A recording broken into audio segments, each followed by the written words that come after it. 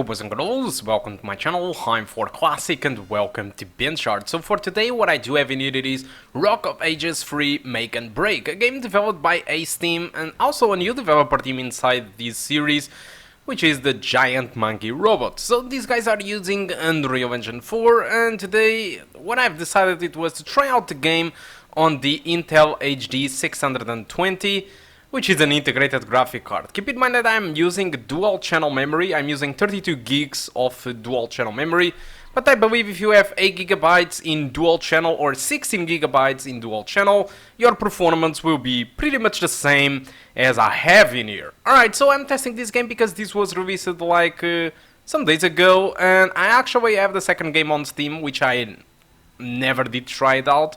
But after seeing the trailer, I saw that this game was ridiculous, and I was a little bit curious to see how it would perform anyway. So yeah, that's pretty much about that.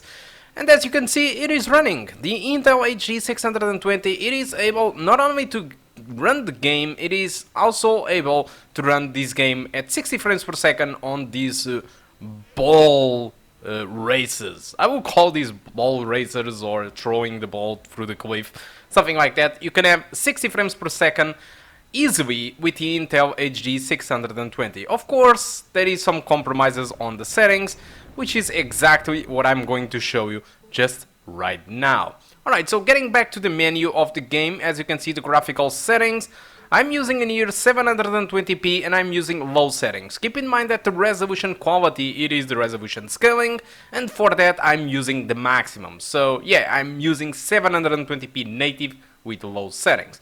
So specifications on this game don't really specify any graphic card, they just say that you need an Athlon X4 on an i5 from the first generation. They don't really specify which graphic card that you need, but I decided to give it a try anyway, and with the low settings, as you can see, during the ball dropping moments, the performance was overall above the same, but I also did try other event, which was a tower defense moment, and the tower defense moment, despite it was running pretty much at 60 frames per second, with the low settings, there are some moments that are quite demanding for the CPU, and you can see that the frame rates does drop below 30 frames per second on those moments.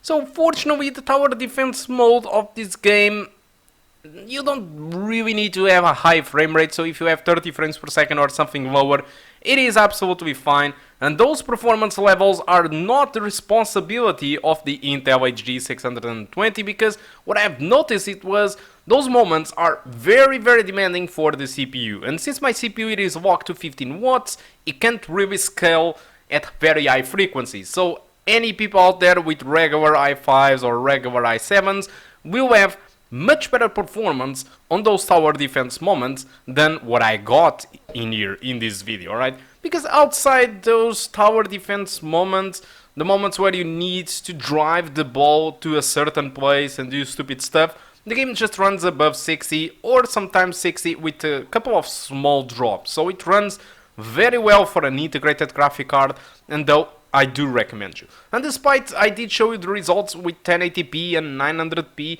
and the performance was overall above 30 frames per second, what I do feel is that, for example, at 1080p, I noticed that the 1080p looks to have a worse resolution than 720p, which is curious. So I believe that this game has some sort of automatic resolution scaling running on the background in engine, which detects what you need to have at to enjoy 30 frames per second on the game, and even if you select 1080p, the game will start to find ways to drop down the resolution scaling to lower values to sustain the game above 30 frames per second. The thing is, despite I do think that 30 frames per second it is very playable and no issues with that, those ball moments where you need to drive the ball through a cliff or anything like it, I do notice a lot of performance difference from 30 frames per second to 60, and I do think that it makes a huge difference in gameplay. Tower defense moments, 30 frames per second, it is okay, but 30 frames per second during the ball dropping moments, the ball driving moments,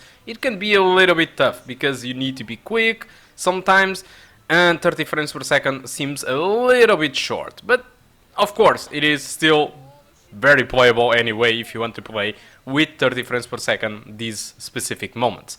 Alright, so about the game. So Rock of Ages 3, this is I never have played it before, and this is probably the most stupid game I ever played in my entire life. And this is good. In fact, the fact that it is so stupid, it is what makes this game good. The objectives are just ridiculous. For example, in this small tutorial, Cyclops got inside a cave and put a boulder in front of the cave so he could sleep just fine. And so what you do, you strap on a lot of chips together and start to throw these chips into the boulder that he puts in the front of the cave so that you can enter. So what the hell?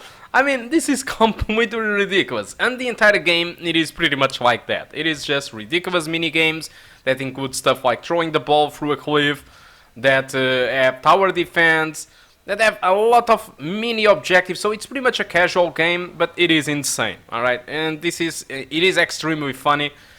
So this is what makes it the game very special in my opinion. Also, it is not an expensive game.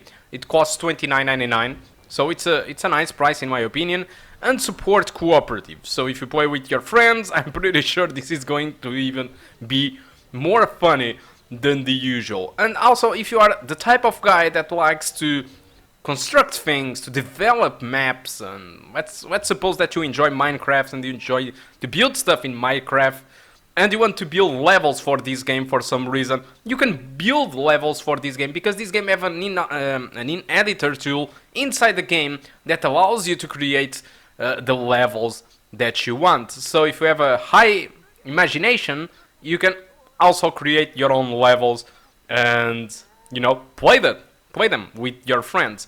So I think it's an interesting game. It is not expensive, but the Steam community, it is not really satisfied with this third game.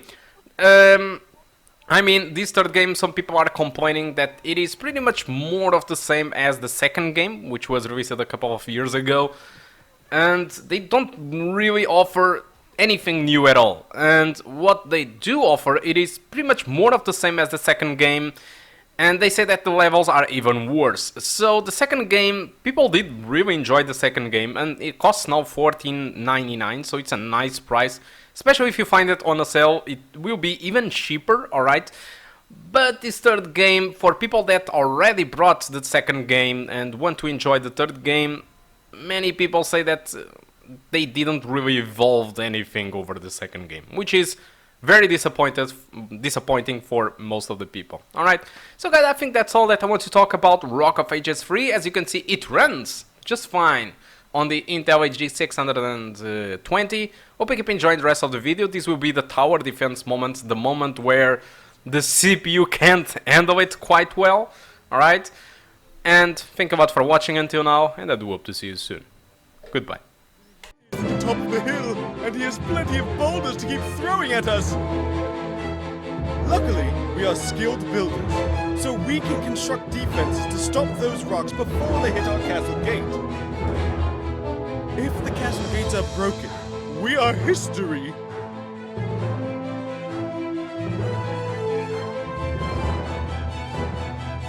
Let's start by building towers for defense. A tower defense, if you will.